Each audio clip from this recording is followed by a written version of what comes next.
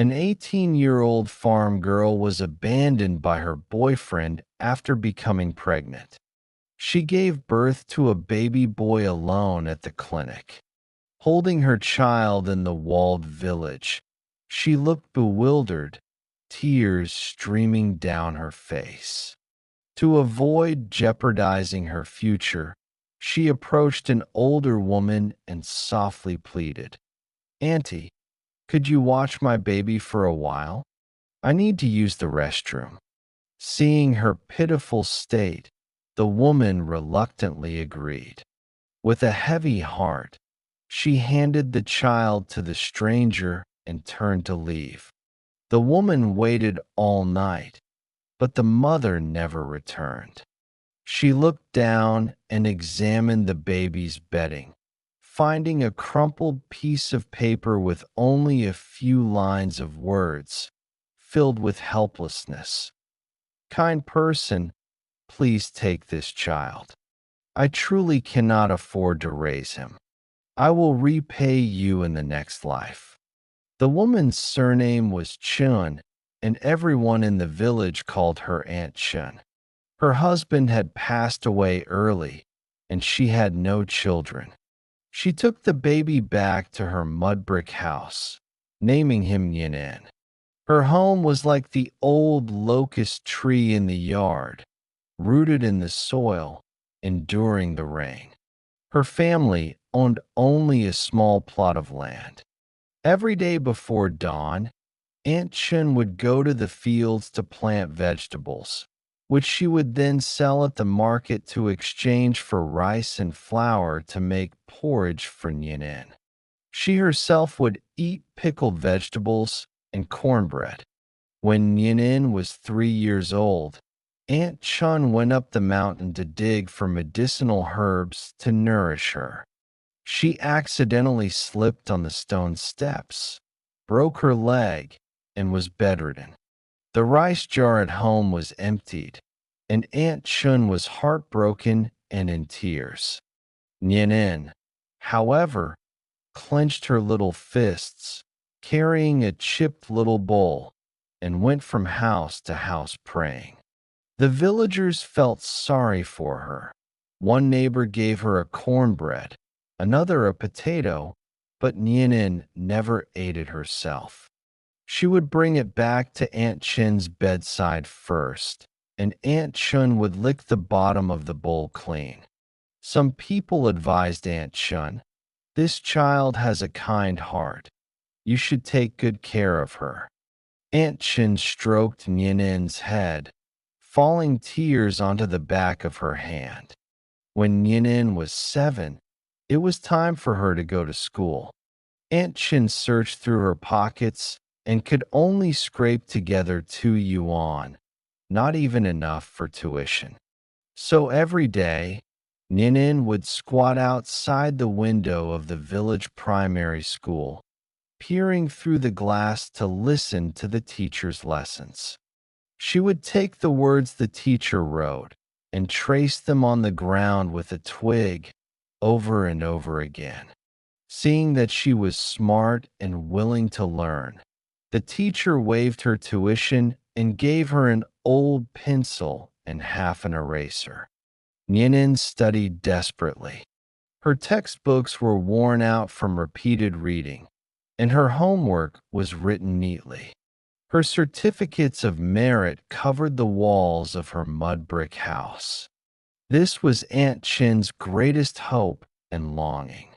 When Nianin was 10 years old, Aunt Chun was diagnosed with a back ailment, and years of overwork had completely ruined her health. The doctor said she would need long-term medication. She wouldn't last much longer. But getting the money was harder than climbing to heaven for Aunt Chun. Fearing that no one would care for Nianin after she passed away, she dug out the old note and asked someone to find a distant cousin, Zhang, and begged her to take Nianin in. Zhang Chang was an honest man and readily agreed. However, his wife, Lan Ying, was unhappy. Her daughter was 2 years younger than Nianin and had always been spoiled.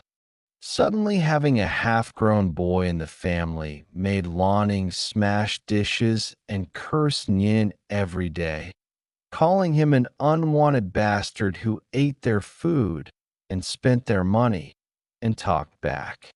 She would get up before dawn to feed the ducks and sweep the yard spotless.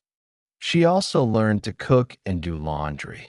After school, she would cut pig feed before doing her homework. But Lonning still made things difficult for her at every turn. Once, when Yin was going to town for a writing competition, Lonning deliberately hid her admission ticket and textbooks. Yin searched all day, turning the house upside down, and finally found them in the haystack in the woodshed. The textbooks were torn to shreds. She squatted on the ground, cutting the pieces, tears falling onto the pages, but she didn't cry out. She glued the pages back together overnight and went to the competition the next day with dark circles under her eyes. In the competition, he even won first prize. In the blink of an eye, Ninin graduated from junior high school with the highest score in the town. He could go to a key high school in the county, but the tuition would be over 1,000 yuan a year. Zhang Chong. She said that instead of supporting the wild child's education, it would be better to let him work at the cement factory and earn some money. Zhang Chong was caught in the middle, sighing and unable to persuade his wife. Seeing the atmosphere at home, Ninin took the initiative and said, "I won't go to school anymore. I'll go to work and earn money to treat my grandmother's illness." Before leaving, he kowtowed 3 times to Aunt Chun, carried his cloth bag, and went to the cement factory in the county. The work at the cement factory was hard and tiring, carrying bricks, mixing mortar, and lifting steel. Despite his young age, Nianen's hands were covered in blisters and calluses from years of hard work, his back aching from the strain. Yet, he was always diligent, sending money to Aunt Chun for medicine as soon as he received his monthly salary, keeping only a few yuan for himself to buy dried bread. The following summer, while moving steel pipes, Nianen slipped, and a pipe struck his leg, causing profuse bleeding. His co-workers rushed him to the hospital, where doctors diagnosed a broken leg requiring immediate surgery, costing 30,000 yuan up front, or his leg would be permanently damaged. The contractor, seeing him as a poor boy with no connections, only gave him 2,000 yuan and disappeared. Zhang Chong was frantic with worry. Zhang Chong wanted to sell the family's cow, but Lonning locked the cow's rope and refused to give him a single penny. Desperate, Zhang Chong remembered Nianen's biological mother. He took the note from years ago and asked a friend at the newspaper to place a missing person notice. Not long after, news came that Nianen's biological mother was named Zhao Fong. She had left the village years ago and married a businessman from a neighboring county. She was well off and ran a small supermarket in the county town. Zhang Chong rushed to find Zhao Fong. When Zhao Fong saw Zhang Chong, she was initially stunned. Then her eyes reddened as she cried, saying, "I've been looking for him for so many years. I never imagined he had suffered so much." Everyone thought Nianen's suffering had finally come to an end. Zhao Fong went to the hospital that day to pay the surgery fees.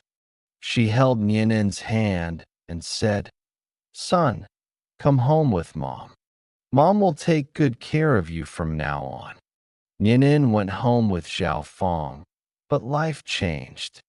Zhao Feng's husband, Wu Gang, was still relatively polite to him, but they had a son named Wu Lei, a year younger than Nianin. Wu Lei constantly targeted him. Zhao Feng claimed to love Nianin, but she always added meat to Wu Lei's meals and vegetables to Nianin's.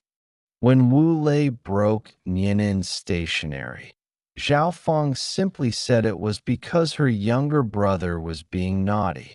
Knew in his heart that Zhao Feng just didn't want to be seen as heartless and didn't treat him like her own son at all. What was even more unexpected was that when Nianin was helping Zhao Feng sort through her old belongings, she found an old photograph. The photo showed Zhao Feng with a young man, who turned out to be Wu Lei's younger brother. Her out of pity, keeping it a secret from his brother. Later, when his brother found out, fearing it would damage the family's reputation, he had Zhao Feng ignore Nianin. The truth weighed heavily on Nianin. He didn't expose her. He simply quietly packed up her things and left a note for Zhao Feng. A note read, "Mom, thank you for saving my life. I'm going back to the village to be with my grandma." Nianin returned to the village. Aunt Chen was both happy and heartbroken to see his leg healed, and he was back. Nianin didn't give up. He taught himself and opened a small online shop, selling chestnuts and wild mushrooms from the village. His honest business gradually improved. He not only cured Aunt Chen's illness, but also built a new tiled house. The villagers all said Nianin was successful, but he always said it was his grandma's love that kept him from giving up on himself. He believed that no matter how difficult the days, one should never lose kindness and integrity, and that by working hard with one's own hands, one can always find one's own path.